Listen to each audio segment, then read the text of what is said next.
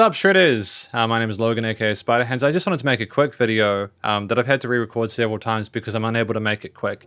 YouTube's copyright system is broken is a video from Mic The Snare. The channel I will link in the description. Their YouTube channel kind of looks like this. All of the best. And basically what they're discussing is the fact that you've got a whole bunch of people who do reaction content or reviews on YouTube. You have people who either use parts of a song and then sort of discuss and analyze and critique and such. And then you have other people who use the entirety of the song, and maybe they do like break it down and stop and pause and stuff like that. But at other times they don't pause the song at all. And the content is their reaction, but arguably it's simply the fact that they're a substitute for the music from the original person. Now, there's a whole lot of really interesting stuff that Mic The Snare discusses here. And it's interesting seeing like Rick Beato and Anthony Fantano and the guy from The Darkness, Justin Hawkins, if I'm not mistaken, I could be wrong. A lot of these people who are massive channels having these issues, getting copyright claimed, and a lot of them are very, very angry about the fact that these bigger labels are claiming their content when they feel it's unjustified. Some of the arguments will be that they have only used parts of the song and that's fair use because it's transformative. It's a different experience, which I completely agree with. But the problem is, as Mic The Snare discusses, taking them to court is just brutal. Like against the three major labels, going up against them, the titans of the industry, billion-dollar corporates, would be incredibly brutal. And it's just, fair use law is just so scuffed that it's very difficult to really figure out what to do with any of it. It's still very murky wherever you are in the world. Some countries are far more sort of like intense about it than others. I understand. I think Japan, for example, has a very intense, unmerciful copyright system. But like clearly in parts of the States and other parts of the world, it's an issue. And so I think that part of the reason this video exists, and I appreciate Danae for sending it through. I appreciate it. I've had to listen through the whole thing. Part of why I think this video exists is to highlight just the kind of stalemate that content creators and labels are at in regards to this stuff. I think that it's patently obvious that people who just listen to the track the entire way through without doing anything differently, it's not transformative. It might be something that people enjoy, but I think people are enjoying it for the lack of the interruption of the music, as if to say that the person listening to it would not be reacting or have a genuine connection to it if they weren't. As someone who has been told not to talk as much in my reviews, way more than I've been told to talk, but then has also been told that they appreciate my feedback and analysis on tracks, and that's not me flexing, it's simply my feedback I received. It's a tricky situation because I think it's just simply two different demographics. You have the people who like the reactions and the people who like the reviews. And I think the moment that you get a bit bigger on YouTube, you're going to have discussions with both. And I think that the most important thing that you can do in this situation is niche yourself. You've got to niche yourself. And for Anthony Fantano, for example, he doesn't play any of the music in his videos and he gets the views off it, which is fantastic. But I think he also has a reaction channel where he features a lot of the music and stuff like that, and maybe he listens to it all the way through. I'm not sure. I'm not sure. I know when the Drake and Kendrick Lamar stuff was going on, he was playing a lot of that music and full and repeating it and stuff like that. And I think that was partly because Kendrick was okay with it. But I think that's a big thing as well. Like, it's really and almost entirely dependent on how much the musician wants you to do with their music. And I think a big component of this is, unlike a lot of other service industries, because being a content creator or a reaction or a review channel, it is a service. You're providing a service to people, especially if you are directly communicating with people and saying, hey, I will look at this track for you or whatever. It's that most services, they own what they're working with. But in this environment, you're taking other people's stuff without their permission. Not that I think that fair use shouldn't exist. I think fair use is phenomenal. Like they mentioned the Ethan Healer Klein lawsuit in this video as well. I think it's a really well done video. You should definitely watch it. But it's just, that's part of why I'm not featuring any of the video apart from this part. And that I just think having the opening scene with Rick Beato kind of popping off about major labels continuing to scam YouTubers is just an interesting vibe. But I just think that you need to niche yourself so that people understand what your channel is and what you're trying to accomplish.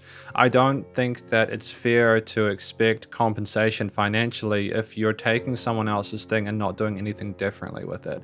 I think that a lot of people confuse, success with it being legitimate, in the sense that legitimate success is something that would, to me, be unaffected by someone being aware of it. You know, if an artist, for example, became aware of you doing what you do with your work and was so satisfied with what you did or so impressed with what you did that they did not actually sort of they made it so that you could have it unmonetized, for example, or monetized, should I say, then that's to me legitimate success. But if the moment a content creator finds you have put stuff, or like a musician finds you put stuff on your channel, it's not transformative enough. I think then the issue is that you've created something that, at least at face value, is not unique enough or not is competitive to what they're trying to accomplish, especially again when the place where it's like uninterrupted. There's an argument to be made for false copyright strikes and DMCAs and stuff like that, and that's completely valid as well. I think there are people who openly abuse the copyright system. I think, yeah, I don't know the name of the guy there. I think that Anthony Fantano recently got out of a lawsuit with someone about that, if I'm not mistaken. I could be wrong with copyright claims and stuff, but I either way, I'm being very careful about that. It's just, I think that the music industry is in a pretty dire state. I don't think that it's as healthy as people think it is. I think the parasocial relationships that we have with the musicians in the world, as well as the content creators that we look up to and we watch, that is what's driving the financial sort of like system at the moment, because I don't think we need more music. I don't think we need it. That is the thing. A lot of what makes businesses successful is that they fill a function, they provide something people need. But when it's something people want, it's much more complicated, vastly more complicated, because then there are just so many more cogs, and when it's not a need anymore, it's a want. Those things can change on a whim. And like, if I'm honest, there is no unique selling point for most, if not all, sort of like content creators, unless they're very deliberate about it. I think that Rick Beato, for example, his unique selling point is not only the fact that he has like sort of like guitar mastery course and stuff like that, but he also is someone who's been in the industry for long enough to be able to have this, this wealth of knowledge. But also, he has the musical chops to be able to do that and to accomplish it. He on several different levels, he is able to sort of show his competency at what he does. With Anthony Fantano, he's been going on long enough now that he is like known as the big internet's business music nerd. He is very successful across his multiple platforms, and he does very well for himself. And while I'm not personally a massive fan of his reviews, I've listened through them and haven't necessarily gained a lot, I nonetheless appreciate that there is an audience who like the way that he explains music to them. And I think that that's great. I think it's awesome. So I think that in general, I don't think anybody's necessarily going to solve this anytime soon. I don't think that labels are going to stop wanting money any way they can. I don't think that content creators, reviewers, or reactors are going to feel any less slighted regardless of what happens because of the history of what's happened with copyright claims and stuff like that. I think at the moment, the fact that we can make any money at all from sitting in front of a camera and talking about stuff, the fact that we can get paid to listen to other people's music like this, especially growing up at the start of like things in the 2000s with how music was with Napster and stuff like that, and how most of our music is available via streaming platforms nowadays, it's just a crazy universe that we live in. But I do not take for granted the fact that in my small neck of the woods, I have managed to review thousands of songs, maybe even tens of thousands of songs over the time I've been doing this. And I am thankful for the fact that I am able to sort of review people's music multiple times, that they come back and they want my feedback on it.